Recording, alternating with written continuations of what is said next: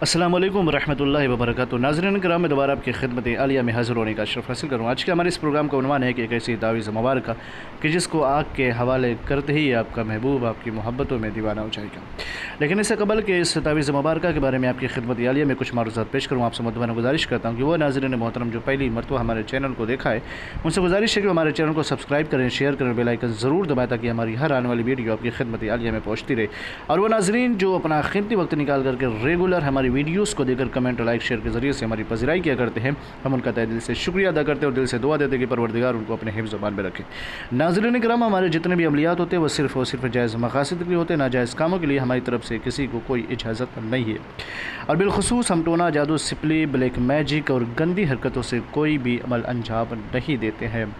और वो नाज़रीन जो अमल की दुनिया में क़दम रखना चाहते हैं और रोशनाई पैदा करना चाहते हैं, हमसे बराए करम राब्ता कायम करें, हम उनकी रहनुमाई फरमाएंगे। और मैं आपकी खिदमत आलिया में कर दूं कि वह नाज़रीन जो सरकार मदीना से लेकर के हज़रत अली करमुल्लाह वजहू तक और खुलफ़ाए राशिदीन से लेकर के गौसे पाक आज़म से और गौसे पाक आज़म से लेकर के ख्वाजा मुइनुद्दीन चिश्ती रहमतुल्लाह अलैह से लेकर के निज़ामुद्दीन औलिया और दौरे हाजरा के जो हमारे पीराने वक्त हैं, उनके अमलियात को हासिल करने के लिए आप हमसे रब्ता कायम करें। इंशाअल्लाह हम आपकी भरपूर रहनुमाई फरमाएँगे।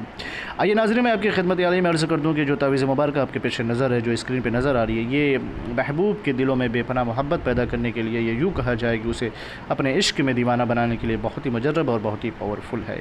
लेकिन इसका तरीक़ाकार क्या है? इसलिए कि अगर आप चाहते हैं कि आप जिस कर्ब से गुज़र रहे हैं, जिस लम्हात से आप दो चार हो रहे हैं, जिस उलझनों के शिकार हो रहे हैं, जिस बेचैनी और बेकरारी से आप परेशान हो रहे हैं और रात दिन आप हैरान हैं उसकी मोहब्बत में और उसकी चाहतों में, चाहते हैं कि वो भी आपकी मोहब्बत में इसी तरीके से तड़पे, इसी तरीके से दो चार हो जिस तरीके से आप उसके इश्क में दीवाना और फ़रेफ्ता होती चले जा रहे हैं, तो अपने महबूब को भी अपनी कैफियत से दो चार कराने के लिए और उसके दिल के अंदर बेताबी और बेकरारी पैदा करने के लिए इस तावीज़ मुबारक का इस्तेमाल करें।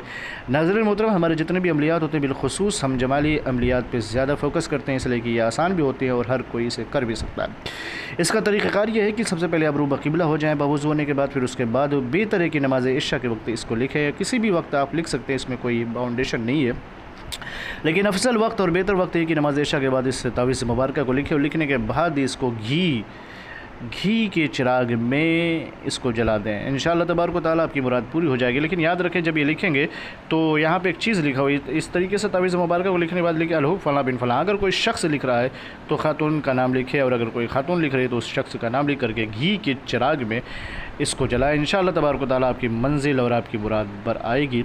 लेकिन नाज़रीन किराम, सिर्फ़ और सिर्फ जायज़ मकसद के लिए इसका इस्तेमाल करें, नाजायज़ कामों के लिए हमारी तरफ से आपको इजाज़त नहीं है। और अगर आप चाहते हैं कि हम आपको इजाज़त दें तो सबसे पहले आप कमेंट में या अल्लाह या मोहम्मद लिखने के बाद हमारे चैनल को सब्सक्राइब करें, हमारी तरफ से आपको इजाज़त हो जाएगी। इंशाअल्लाह उम्मीद करता हूँ कि इस तावीज़ मुबारक का इस्तेमाल करेंगे। फिर मिलते हैं दूसरी नशिस्त में, तब तक के लिए खुदा हाफ़िज़, अल्लाह हाफ़िज़, अस्सलामु अलैकुम व रहमतुल्लाहि व बरकातहू।